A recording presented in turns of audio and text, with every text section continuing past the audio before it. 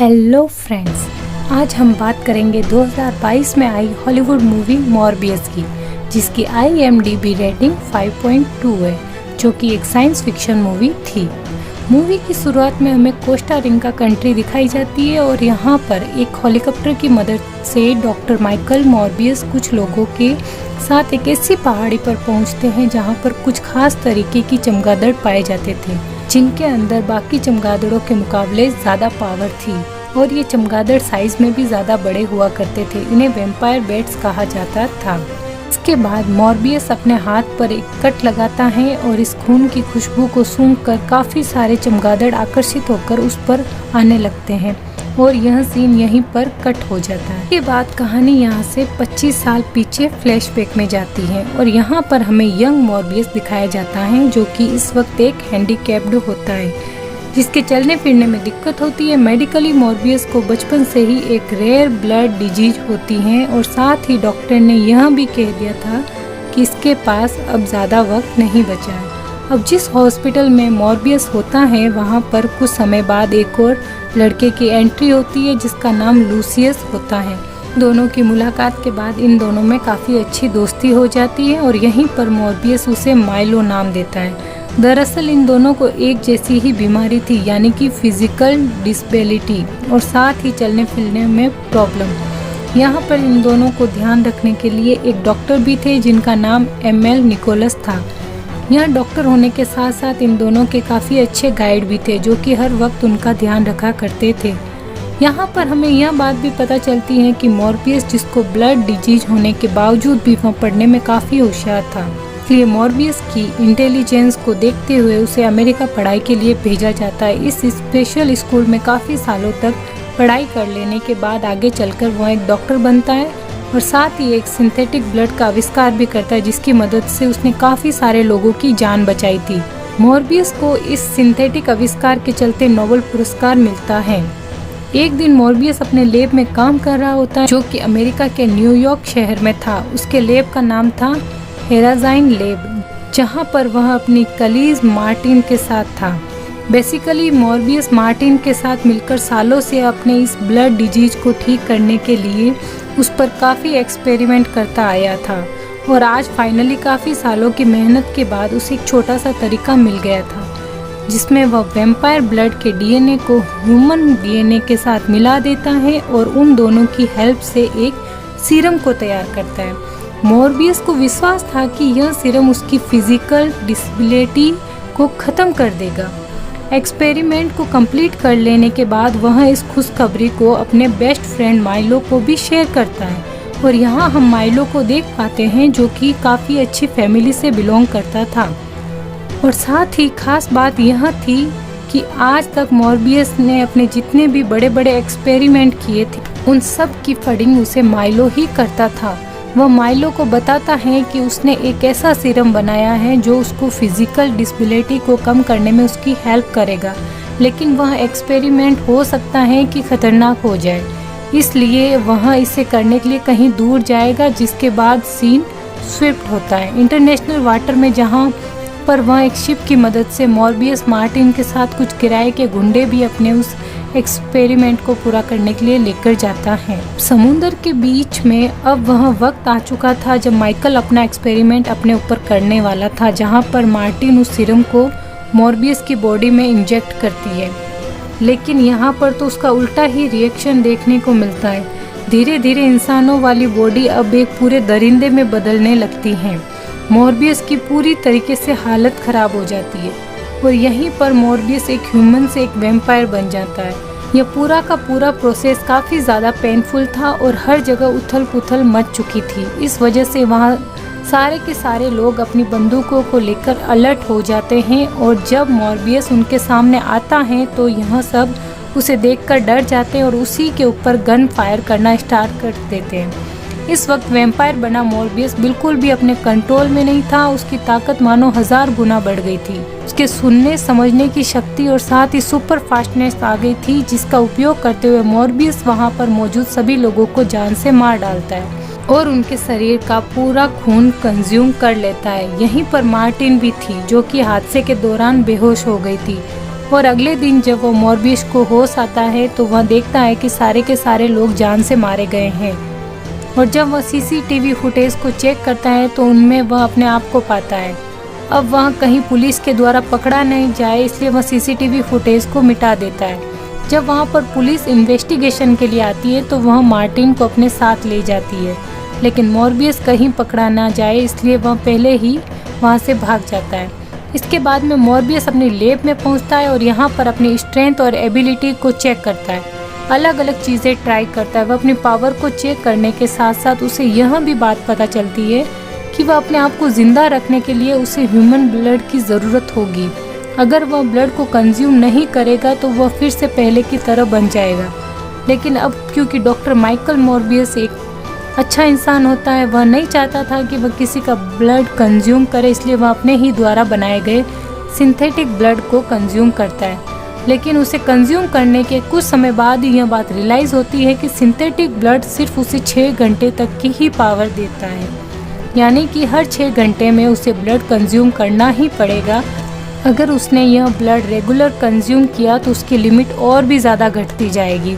एक वक्त ऐसा आएगा जब सिंथेटिक ब्लड उसकी बॉडी के लिए बिल्कुल भी काम नहीं आएगा और फिर उसे फिर से ह्यूमन ब्लड कंज्यूम करना होगा। अब धीरे धीरे मॉर्बियस को अपने शरीर के बारे में पता लगने लगा था कि उसके अंदर क्या क्या एडवांटेज और क्या क्या डिसएडवांटेज है। लेकिन इसी बीच यहाँ पर उसे मिलने के लिए माइलो पहुँच जाता है। माइलो नोटिस करता है कि मॉर्बियस अब पहले से ज़्यादा तंदुरुस्त और स्वस्थ है, साथ ही चलने फिरने में कैपेबल है। माइलो मॉर्बियस से उसका राज पूछता है कि तुम ठीक कैसे हो गए, क्या तुमने उस सीरम का यूज़ किया, क्या वह सचमुच काम करता है। मॉर्बियस मुझे भी वह सीरम चाहिए, लेकिन तब मॉर्बियस उसे कहता है कि वह सिर्फ एक जानलेवा जहर से बढ़कर और कुछ नहीं, मैं अब एक इंसान के रूप में एक दरिंदा बन चुका हूँ। तुम सोच नहीं सकते मेरे साथ इन दिनों क्या क्या हुआ है। मैं तुम्हारी मदद बिल्कुल नहीं कर सकता। इन दोनों के बीच काफ़ी झड़प भी होती है। माइलो उससे बार बार उस सीरम को देने के लिए कहता है, लेकिन मॉर्बियस उसे वह सीरम नहीं देता। इसके बाद में माइलो वहाँ से निकल जाता है। लेकिन कुछ देर बाद मॉर्बियस को यह पता चलता है कि उसकी लैब में काम करने वाले किसी एम्प्लॉय की डेथ हो चुकी है और डेथ के बाद में उसकी बॉडी से उसका सारा खून कंज्यूम कर लिया गया है। जब पुलिस इन्वेस्टिगेशन होती है तो वहाँ पर पुलिस को मॉर्बियस पर ही शक होता है, क्योंकि ऐसा इंसिडेंट उस जहाज़ पर भी हुआ था, क्योंकि मॉर्बियस जहाज़ पर मौजूद था। इसी इंसिडेंट्स के बाद में मॉर्बियस को भी यह लगने लगता है कि हो सकता है कि जब वह अपने दरिंदे वाले फॉर्म में होगा तो उसी ने ही अपने एम्प्लॉय को जान से मारा हो, क्योंकि जब भी मॉर्बियस वैम्पायर बनता है तो उसके शरीर पर उसका नियंत्रण नहीं रहता। और इतनी सारी बातें क्लियर होने के बाद पुलिस मॉर्बियस को पकड़ने आती है। मॉर्बियस पुलिस से बचकर भागने की कोशिश करता है, लेकिन जैसे तैसे पुलिस उसे पकड़कर जेल में कैद कर लेती है। इसके बाद उसे पुलिस स्टेशन में रखा जाता है, मगर वहीं पर उससे मिलने के लिए उसका पुराना दोस्त लूसियस आता है। उसके हाथ में एक छड़ी भी होती है और उसके साथ ही उसके पास एक खून की थैली भी होती है, जिसे जाते वक्त वह वहीं पर छोड़ जाता है। जिसे देखकर मॉर्बियस को यह बात क्लियर हो जाती है कि कहीं ना कहीं लूसियस ने भी वही सीरम अपनी बॉडी में इंजेक्ट किया है, जिसकी वजह से वह अपनी बॉडी को पूरी तरह से हील कर पाया है। अब मॉर्बियस को यह बात समझ आ जाती है कि उसके लैब के जिस एम्प्लॉय की डेथ हुई थी वह उसकी वजह नहीं बल्कि लूसियस ही उसकी वजह था। अब उसे रियलाइज़ होता है कि अपने खून की प्यास को बुझाने के लिए लूसियस कहीं और भी ज़्यादा लोगों को ना मार डाले, इसलिए मॉर्बियस वहाँ से जेल तोड़कर भाग जाता है। यहाँ से निकलने के बाद मॉर्बियस अपने बेस्ट फ्रेंड लूसियस से मिलता है और उसे समझाता है कि तुम अब एक दरिंदे बन चुके हो। उसे काफ़ी समझाने की कोशिश करता और कहता है कि वह उसकी मदद कर सकता है, लेकिन लूसियस उसकी एक भी बात नहीं सुनता और उसके सामने जो भी आता है वह उसको जान से मार डालता है। तभी लूसियस अपने फ्रेंड मॉर्बियस को एक और ऑफ़र देता है कि हमारे पास एक ऐसी ताकत है जो दुनिया में किसी और के पास नहीं है। अगर हम दोनों मिलकर काम करें तो न जाने क्या क्या कर सकते हैं, लेकिन मॉर्बियस उसका साथ निभाने से मना कर देता है। लूसियस कहता है कि मॉर्बियस उसके साथ मिल जाए, लेकिन जब उसे पता चलता है कि उसकी ख्वाहिश पूरी नहीं होगी तो वह हर कोशिश में लग जाता है कि मॉर्बियस पुलिस के हाथों पकड़ा जाए या फिर ख़त्म हो जाए। और वह धीरे धीरे करके ऐसे इंसिडेंट्स भी करता है, लेकिन अब यह बात मॉर्बियस तक पहुंच भी जाती है। इसलिए मॉर्बियस अपनी लैब में जाकर एक ऐसे सीरम को बनाता है जिसको शरीर में इंजेक्ट करने के बाद वह शरीर अपने पहले वाले फॉर्म में आ जाएगा और उसका यूज़ मॉर्बियस लूसियस पर भी करने वाला था। वहीं दूसरी तरफ अब लूसियस और भी ज़्यादा खतरनाक हो चुका था, क्योंकि उसने इंसानों का ब्लड पीकर अपने आप को और भी ज़्यादा ताकतवर बना लिया था।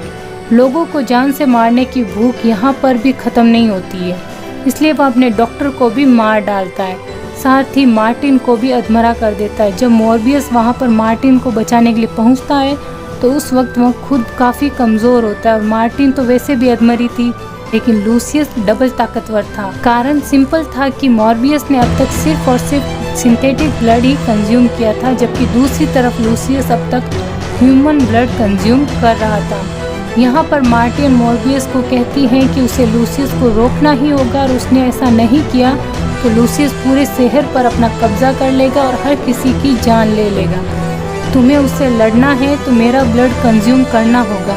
इसलिए वह मॉर्बियस से कहती हैं कि तुम मेरा ब्लड कंज्यूम कर दो और अपने आप को ताकतवर बना दो। उसकी कहानी यही ख़त्म कर दो। मॉर्बियस ना चाहते हुए भी मार्टिन का ब्लड कंज्यूम करता है ताकि वह लूसियस से लड़ पाए। यहाँ पर हमें दो बड़े महायोद्धाओं की मॉर्बियस और लूसियस के बीच में एक ज़बरदस्त लड़ाई देखने को मिलती है।